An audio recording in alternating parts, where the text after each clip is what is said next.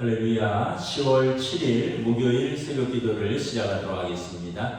사도신경으로 우리의 신앙을 고백하시겠습니다. 나는 전능하신 아버지 하나님 천지의 창조주를 믿습니다. 나는 그의 유일하신 아들 우리 주 예수 그리스도를 믿습니다. 그는 성령으로 잉태되어 동정녀 마리아에게서 나시고 본디오 빌라도에게 고난을 받아 십자가에 못 박혀 죽으시고 장사된 지 사흘 만에 죽은 자 가운데서 다시 살아나셨으며 하늘에 오르시어 전능하신 아버지 하나님 우편에 앉아 계시다가 거기로부터 살아있는 자와 죽은 자를 심판하러 오십니다. 나는 성령을 믿으며 거룩한 공교회와 성도의 교제와 죄를 용서받는 것과 몸의 부활과 영생을 믿습니다. 아멘. 찬송가 380장 찬양하시겠습니다. 찬송가 380장입니다.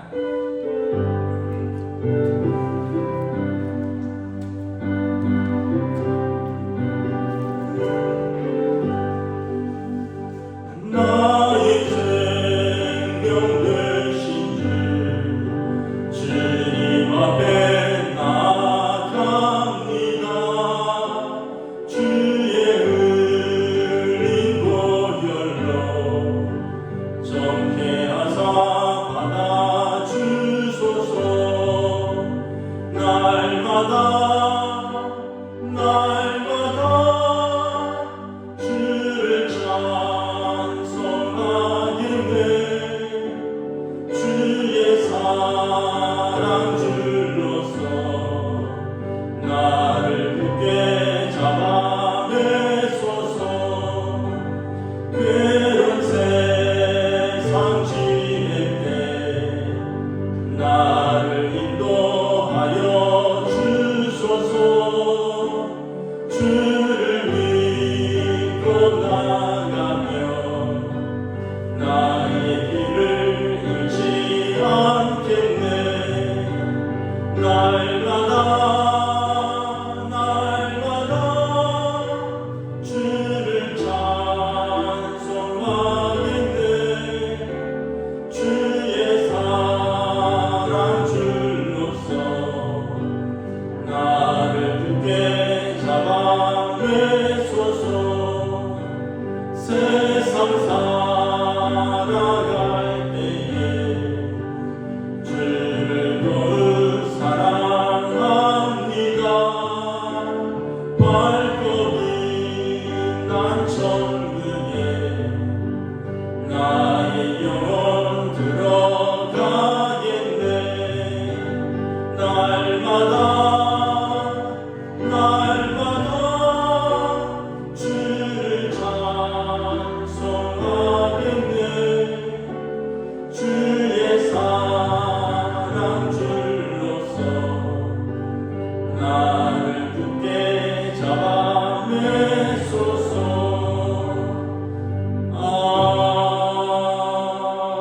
아멘. 오늘 우리 주신 하나님의 말씀은 구약성경 욥기 4장 1절부터 11절까지 말씀입니다.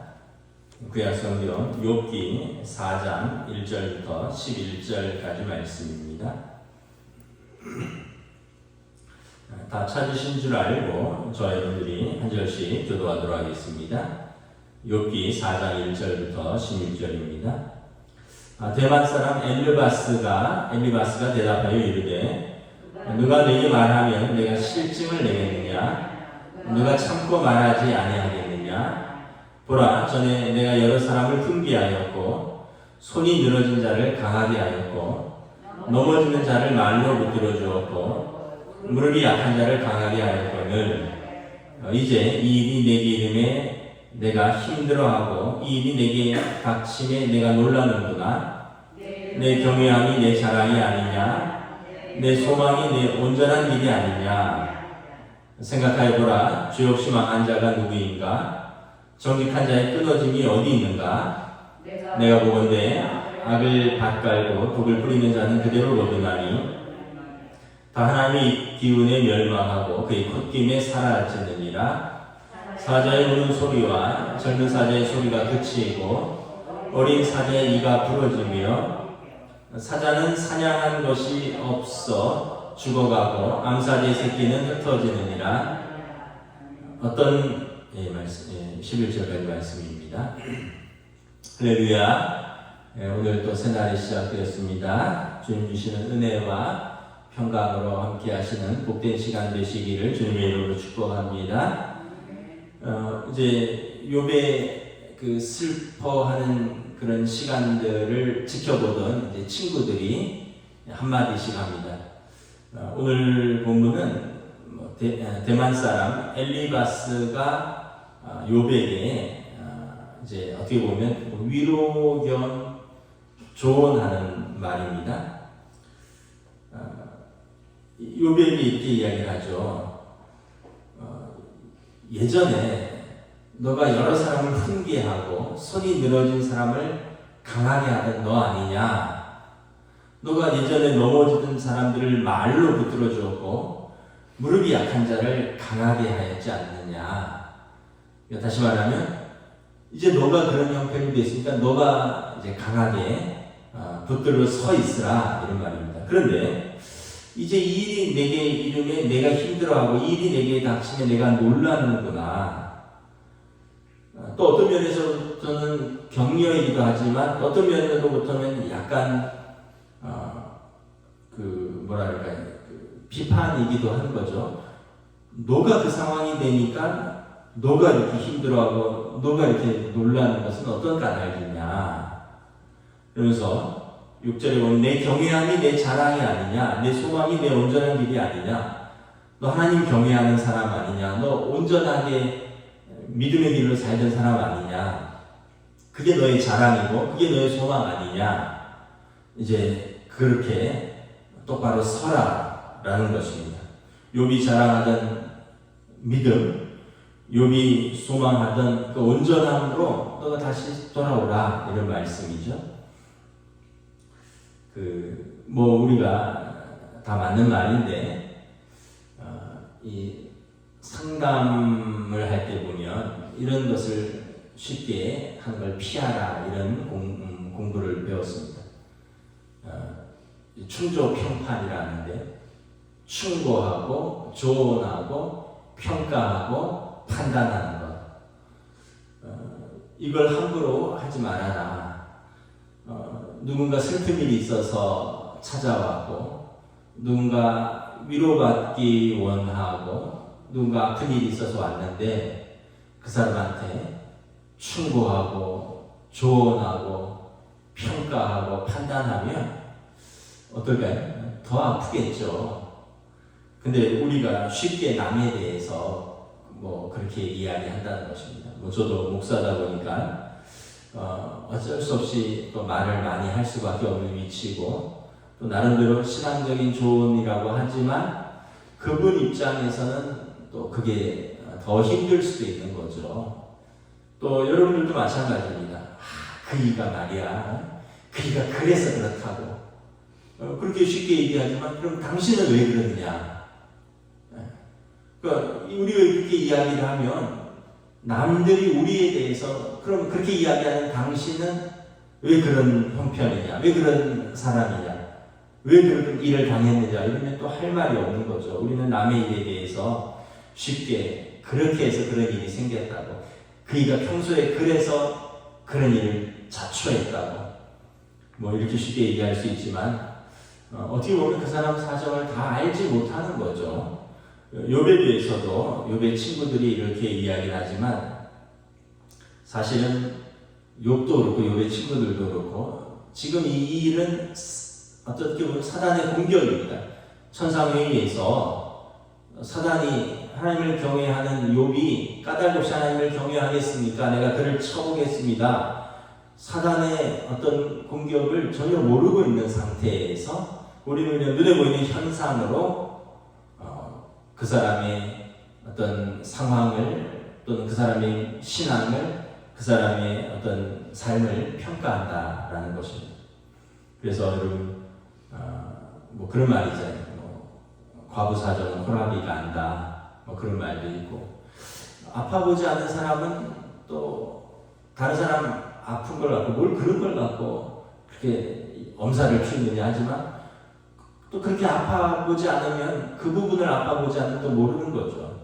또 어떤 일에 어떤 가정에 또는 뭐 무슨 일이 생겨서 뭘 그런 걸 갖고 그렇게 죽게 사냐 하냐 아니 담대하게 살아라 이렇게 쉽게 이야기할 수 있지만 당신이 그 입장이 돼서 그 가정에 그렇게 문제가 생기고 또 그 아이들 때문에 그렇게 마음이 아픈 일이 생기고 또 직장이 어려워지고 일터가 어려워져서 뭐 그렇게 흔들리는 그 상황이 되면 나는 그 상황이 되면 그렇게 설 수 있을까? 그래서 우리가 깨닫는 것은 뭐냐 하면 먼저는 이렇게 공감해 주는 거라는 거죠. 그냥 함께 있어 주는 것, 함께 울어 주는 것, 함께 기도해 주는 것.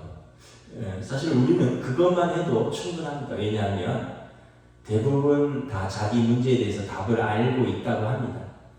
내가 이번에 이런 일이 있어서 내가 이런 문제가 있다 다 알고 있는데 그런데 왜 우리를 찾아오느냐 알고 있지만 위로받기를 원해서 그런데 알고 있는데 너가 그래서 그렇다면 위로받으러 왔다가 그냥 가슴을 더 후벼 파고 소금을 뿌리는 그런 결과가 되는 것이죠. 그래서 우리가 남의 사정을 다 알 수 없고 또 다 그 처지가 되보지 않으면 우리가 함부로 그렇게 이야기를 할 수 없다라는 것을 다시 한번 깨닫습니다. 엘리바스 이야기는 뭐냐 하면 인과응보의 일반론적인 이야기를 합니다. 8절에 내가 보건대 악을 밭갈고 독을 뿌리는 자는 그대로 다 거둔다. 뿌린 대로 거둔다라는 것이죠. 그러니까 다시 말하면 너가 뭔가 잘못 뿌렸지 않느냐. 지금 너가 거두는 것은 너가 뿌린 것을 거두는데 잘못 거둔 것 아니냐. 또 7절에 보면 죄의 결과라고 이야기를 합니다. 생각하여 보라. 죄 없이 망한 자가 누구인가? 정직한 자의 끊어짐이 어디 있느냐?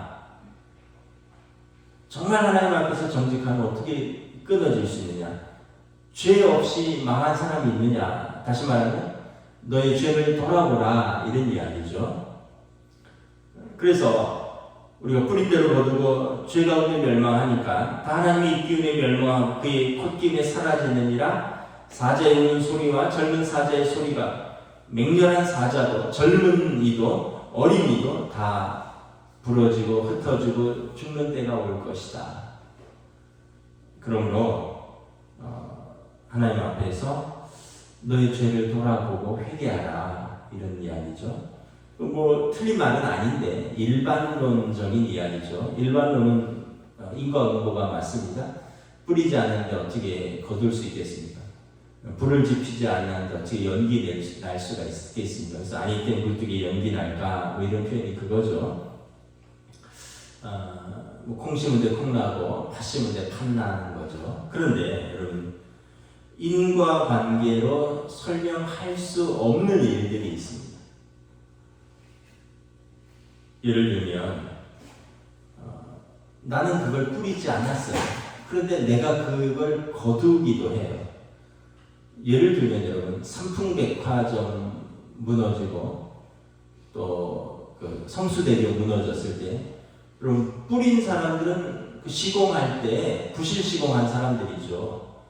뭐 공기를 단축하기 위해서라든지 아니면 비용을 절감하기 위해서든지 아니면 뭐 일을 좀 편하게 하려고 했든지 그래서 어쨌든 공사하는 사람들이 뭐 또는 무리하게 뭘 확장을 했다든지 뭐 이렇게 해서 다리를 빨리 놓았다든지 뭐 어떤 철근을 좀 적게 넣었다든지 백화점에 뭐 수용 인원에 적합한 무게를 버틸 수 있는 그런 구조물을 설계는 했는데 설계대로 시공을 하지 않았다든지 뭐 이런 다 이유는 뿌린 거는 그 사람들인데 거둔 거는 다른 사람들이잖아요. 거기를 지나가던 십수년이 지나서 거기를 지나가던 시내버스 타고 다니던 그 무학여고 학생들이 대부분이죠. 출근하던 성수대교를 건너고 출근하던 그 사람들 또 삼풍백화점 그날 쇼핑하러 들어왔던 사람들 그러니까 뿌린 건 이 사람인데 거둔 건 다른 사람이죠. 그러니까 우리가 다 인과관계로 설명을 할 수 없다는 거예요. 물론 인과관계가 일반적인 것은 맞아요. 담배를 많이 피우는 사람은 폐암에 걸릴 확률이 높고, 술을 많이 마시는 사람은 간암에 걸리거나 치매에 걸릴 확률이 높고, 그런데 그렇지 않아도 폐암에 걸리고 간암에 걸린다는 거죠. 먼저 말씀드렸듯이 오카노 목사님은 평생 목회하고 폐암으로 돌아가셨고, 또 화영준 목사님은 평생 목회하고 간암으로 돌아가셨고, 그렇게 인과관계로 다 따질 수 없는 인생의 일들이 있다는 거죠. 또 누구의 죄냐라고 다 물을 것도, 그것도 어떤 면에서 보면 맞는 말인데 그것도 다 적용될 수는 없다는 거죠. 요한복음에 보면 나면서부터 소경된 자를 만났습니다. 제자들이 예수님께 묻죠. 저 사람 누구의 죄 때문입니까? 나면서부터 소경됐는데 누구의 죄 때문입니까? 본인의 죄입니까? 부모의 죄입니까? 여러분, 우리가 그런 이야기를 함부로 하시는 수 있는데 함부로 하면 안 됩니다. 누구의 어떤 상황에 대해서 저 사람의 죄냐, 본인의 죄냐. 그럼 누가 그렇게 태어나고 싶어서 그렇게 태어났겠습니까? 나면서부터 누가 장애를 안고 싶어서 그렇게 태어난 사람이 어디 있습니까? 누가 장애로 아이를 낳고 싶은 부모가 어디 있겠습니까? 그런데 장애로 태어난 아이에 대해서 부모의 죄냐, 본인의 죄냐 이렇게 묻는 것처럼 잔인한 게 어디 있습니까? 근데 일반적으로 사람들이 물론 이제 죄 때문에 죄의 결과로 이루어지는 일들이 많죠.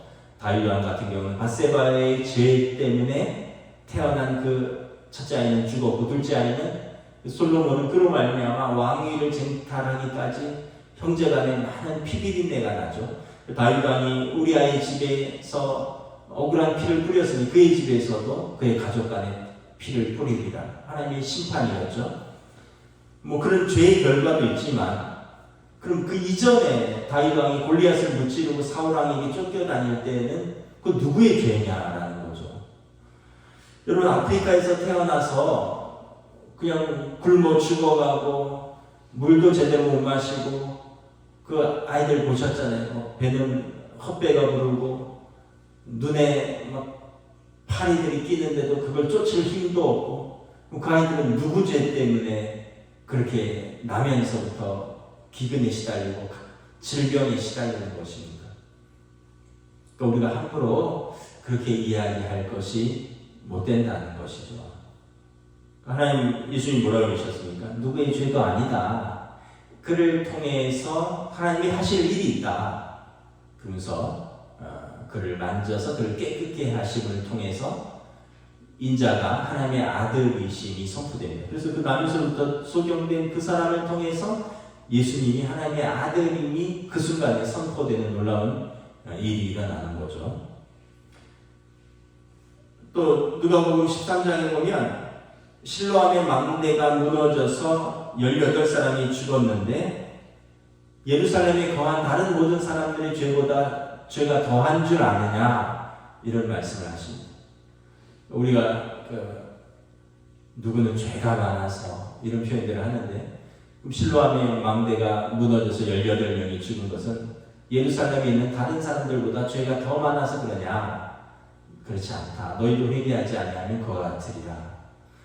성수대교 건너다 죽은 사람들, 상품백화점 그날 쇼핑하다 죽은 사람들이 누구? 우리보다 죄가 더 많아서 그런 줄 아느냐? 너희도 회개하지 않으면 우리도 다 어떻게 보면 알지 못하는 그런 일들을 당할 때가 있다라는 것입니다. 그래서 여러분, 우리가 항상 입술을 조심해야 됩니다. 그러는 말이요. 그래서 그런 일들이 일어나는 거예요.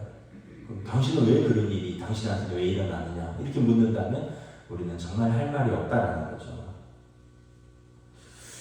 또 한편으로는 그 영적 전쟁이 있다라는 걸 깨달아야 되는 거죠. 오늘 본문은 영적 전쟁입니다. 사단이 욥을 어쨌든 욥의 입술로 하나님을 부정하게 만들어 하나님의 영광을 가리우고 욥을 끊어내려고 하는 그 사단의 공격인 거죠. 이것을 사실 욥 자신도 모르고 욥의 친구들도 모르는 거죠. 그래서 여러분, 어떤 면에서 보면 영적 전쟁을 이해하지 못하면 우리는 그 상황을 이해하지 못하니까 그냥 상황 속으로 끌려간다는 거예요. 그래서 어떤 일이 있으면 여러분 인과관계도 따져봐야 할 것입니다. 왜 이런 일이 나에게 일어났는가. 또 한편으로는 이것은 나를 공격하는, 나의 믿음을 떨어뜨리는, 우리 가정을 공격하는 영적인 전쟁은 아닌가, 영적인 공격은 아닌가. 그럼 내가 믿음으로 어떻게 대처할 것인가, 어떻게 하나님의 전신갑주를 입고 사단의 괴계에 맞서 싸울 것인가. 이런 또 믿음의 생각도 해봐야 하는 것입니다. 우리가 다 어떻게 보면 우리에게 신명의 말씀처럼 우리에게 드러난 것은, 우리에게 보여지는 것은 또 우리가 하나님의 말씀대로 살 것이요, 또 우리에게 드러나지 않은 것은 우리가 다 이해할 수 없고 또 하나님의 뜻대로 이루어질 것입니다. 중요한 것은 우리가 원인이 명확하면 원인을 고쳐야 하는 것이죠. 인과관계가 분명한 것들이 있습니다. 그것은 잘못된 것을 고치면 바로 잡을 수 있는 것들입니다. 그러나 또한 인과관계가 명확하지 않은 것들은 영적인 전쟁일 경우도 있고, 또 한편으로는 또 그 일을 통해서 하나님의 뜻이 있는 것이죠. 나를 또 단련시키시고 나를 쓰시고자 하는 하나님의 뜻이 있는 것이기도 하고, 아까 나면서부터 소개된 자는 하나님의 뜻이 있었다라고 말을 하는 거죠. 그래서 우리가 다시 한번 함부로 남을 판단하는 것, 줄여서 충조평판이랍니다. 충고하고 조언하고 평가하고 판단하는 것 조심해야 된다. 예전에 들었던 재미있는 이야기가 생각이 납니다. 이명수 목사님이라고 은퇴하셨는데 연합교회를 담임하셨고, 주님의 교회에서 목회하다가 이제 은퇴하시고 모세골에 계신 이명수 목사님이라는 분이 계셔요. 이분이 이제 하루는 연합교회에서 담임 목회를 할 때, 저는 사택이 어딘지는 잘 모르겠어요. 아마 연합교회 안에 있는 것 같기도 하고, 부교육자들 사택이 절반은 연합교회 안에 있고 절반은 밖에 있거든요. 뭐 사택이 어디 있는지는 모르겠는데 아마 안에 있을 수도 있는 거죠. 그러니까 이제 어느 날은 아들 친구가 놀러 왔대요.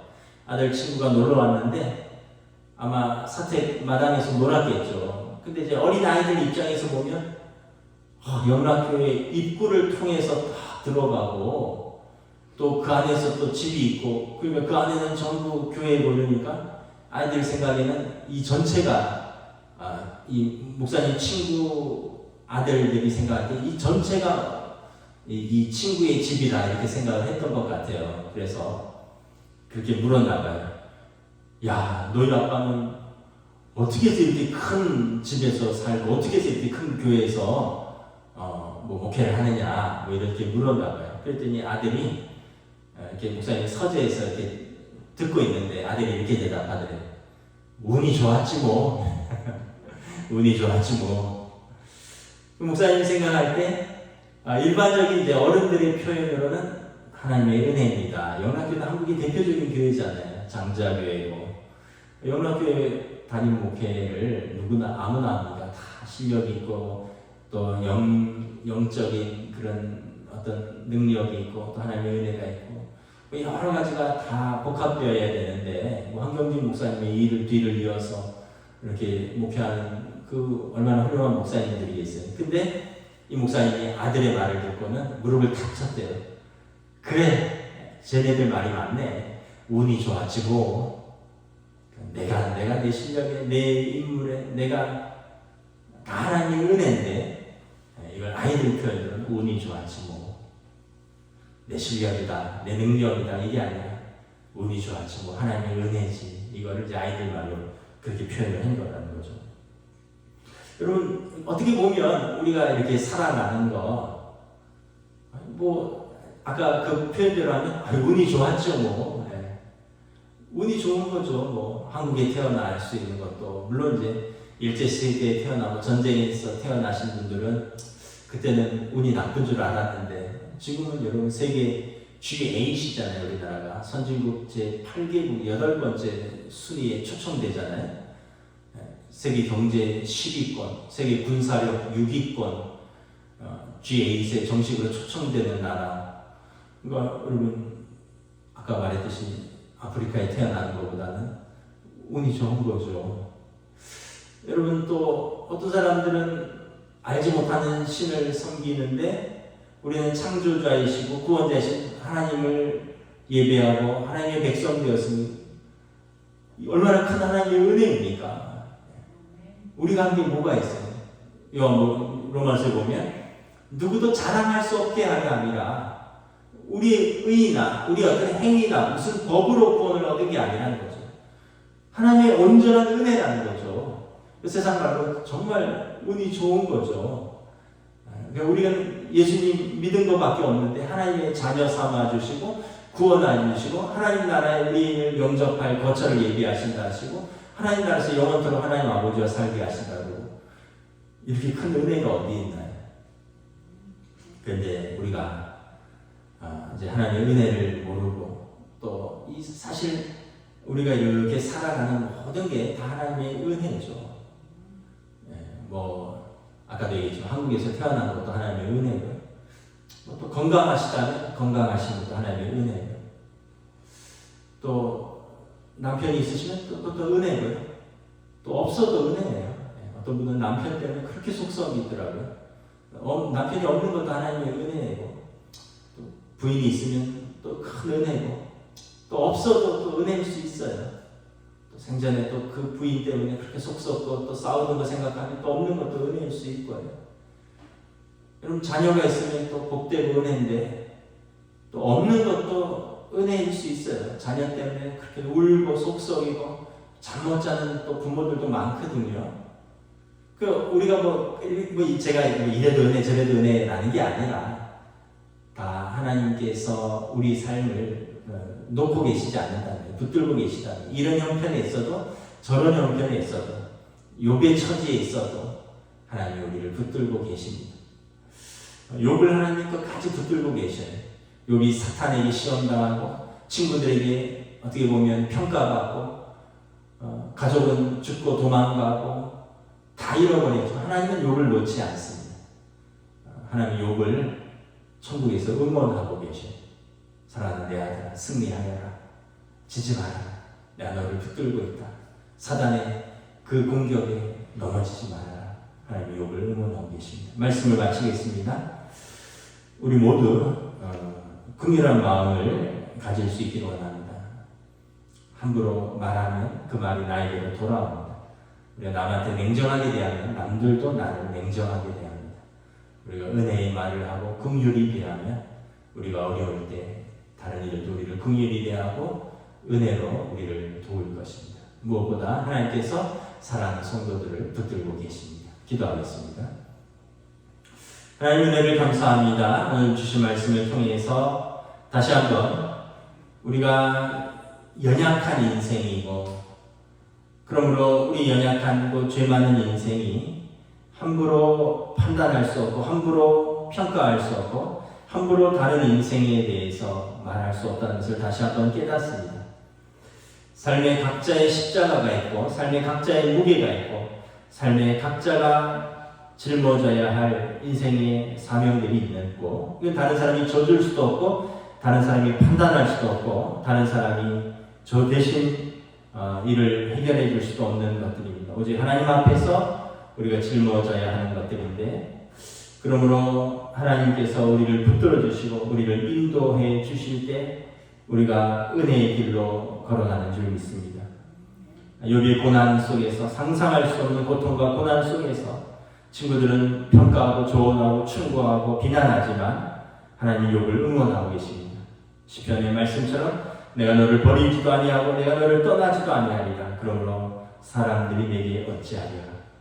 두려워하지 아니하고 오늘 우리의 삶의 자리에서 주님 손 붙들고 또 고난의 자리에 있지만 때로는 우리가 이해할 수 없는 자리에 있다 할지라도 주님과 동행하며 믿음의 길을 한 발 한 발 걸어가며 마지막에 주님께서 잘하였도다 착하고 충성된 종아 칭찬하며 주님 품에 안길 수 있는 저희들로 인도하여 주시옵소서. 감사를 드리오며 우리 주 예수 그리스도의 이름으로 기도드리옵나이다. 아멘. 하늘에 계신 우리 아버지, 아버지 이름을 거룩하게 하시며 아버지의 나라가 오게 하시며 아버지의 뜻이 하늘에서와 같이 땅에서도 이루어지게 하소서. 오늘 우리 일용할 양식을 주시고 우리가 우리 잘못한 사람을 용서하여 준 것 같이 우리 죄를 용서하여 주시고 우리를 시험에 빠지지 않게 하시고 악에서 구하소서.